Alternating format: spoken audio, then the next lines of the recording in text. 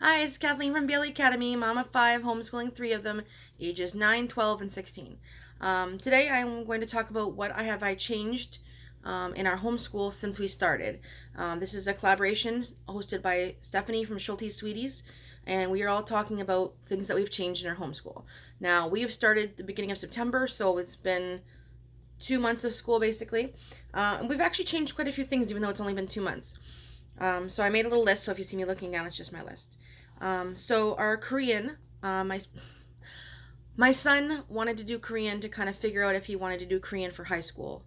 And so we got Korean workbook and textbook from Tuttle Publishing, which I will link a video below where I did the walk or flip through. It's not really working for us, but I don't think it's necessarily the book. I did a review of it on my blog, which I'll also link to, and it's partly because my son is younger, partly because he has learning disabilities, and partly because I don't think he has the motivation and the drive to really work at it. And Korean is not easy to learn because it's one of the languages that has different characters, different letters. And so, combination with that, we tried a different thing. We tried Duolingo. That didn't work very well either. If you hear click-clacking, that's just my dog. Okay, so we just tried different things and it's just not working. So we decided to stop Korean until the new year, and then we'll reevaluate and see what we're gonna try and if we still want to do it.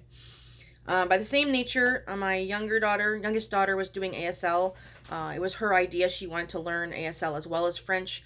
So we've been using AbleLingo, which is amazing. We got it for review as well as the Korean books, but it's online courses. And the cat's being distracting and the dog's being distracting. Oh my gosh. Hold on. Okay, now that the pets are being distracting, let's try to ignore them and move on.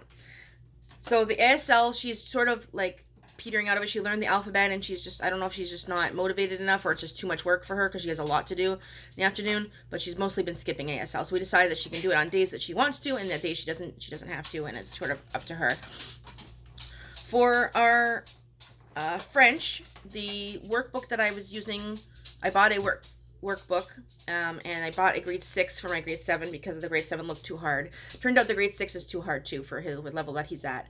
So I've been using twinkle.ca, the brand ambassador for them, but I've been using them. They have lots of worksheets and for a cheap price, and I use them too. So I just pick, say today we're going to learn about, or this week we're going to learn about sports, and so I print off a bunch of worksheets about French sports and how to say them in French, and we do that for the week, and then the next week I pick a different topic, prepositions, and we do that. So that's been working well for that. When the French workbooks we have though are very thin, so when they run out, we might just do French together.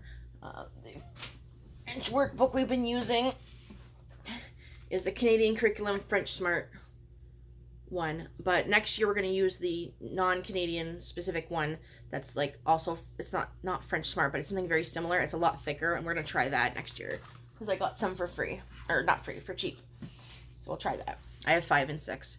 We'll talk more about that when we talk about the picks for next year, which we're clearly not doing yet. For social emotional learning, we were going to be doing the social skills work or lessons from Easy Peasy Online Homeschool, which is of course free, and it's okay, but it's not quite what I wanted. So I found some social emotional learning resources that I downloaded for free online, but it was only free for limited time, so I can't show you exactly how to get those materials, but basically any free materials online, we're just doing it together twice a week. So we just do that on our own. Okay, I mentioned that.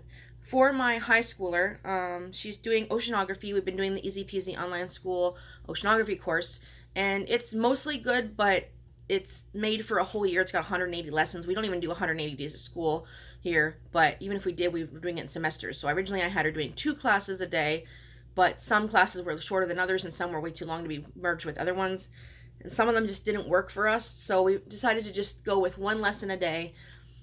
But I'm checking each lesson and deciding, okay, now skip over these 2, but do these 3 in a row, and then this, skip over this one and pick up the ones that make sense to me or have the materials that we have. And then I'm supplementing on one day a week. She also does something different, like me read from an ocean book or watch an ocean documentary or anything else that I found resources online, so that it can be a little bit different. So we changed that up a bit. For her nature class, we decided that she's feels a little alone doing her school all on her own most of the time. Like, she joins us for morning basket, but then it's like, do your own thing. And, I'm busy teaching the younger ones, and then she feels left out a bit. So we decided to teach a class maybe once a week and I don't know anything about biology or oceanography, so I can't teach those sorts, or Latin, teach those classes, but nature is something that I can easily find lessons for and run through them. So I found some online free nature lessons, and it tells me, like, to say this, ask her to do this, have her watch this video, and so we're using that, and I'll try to remember to link that down below. But even if you're not doing nature, if it's important to include your high schooler, especially if there's only one. If you have multiple high schoolers, they can work together a bit. But if you only have one high schooler, then it makes it a little more complicated, and you don't want them to feel left out. So either you do school all together, like some people do, or if she wants to do separate courses that are different from your younger ones, or it just doesn't work for you, then make sure there's some way you can include them.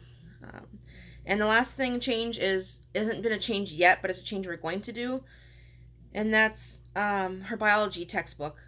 We just got a used textbook, not a used textbook. A used textbook. Got free or cheap textbooks that we got from like a yard sale or something. I can't remember which one we got this particular one from. And it's so far been pretty good, but because biology, if it's a bit out of date, most of the biology sort of thing is still technical, but it has terms in it that you don't use anymore. I won't even say the one of them. But for example, another example is it says that, this child who is, for example, deaf or has Down syndrome, and versus the normal child, which of course is not how we would talk anymore. And there's one that's even more of a term that we don't use anymore. So I think we might ditch that soon, and it's also very boring to read from a textbook. So I'm going to find other books or resources or something and change what we're doing from that.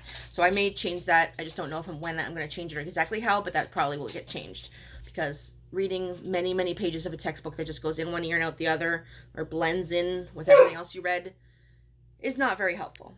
So those are the changes, thank you dog, that we are making in our homeschool. Don't forget, I don't think I might have not mentioned that the video people that are participating in this collab, we're going to have a link down below in the description that has to the playlist, as well as to Stephanie, so you can check out her awesome videos. But you can also check out the playlist and see all the other homeschool YouTubers who are talking about the same topic and see what they had to say about what they've changed in their homeschool. All right, that is it for now, and I will see you again soon. Bye.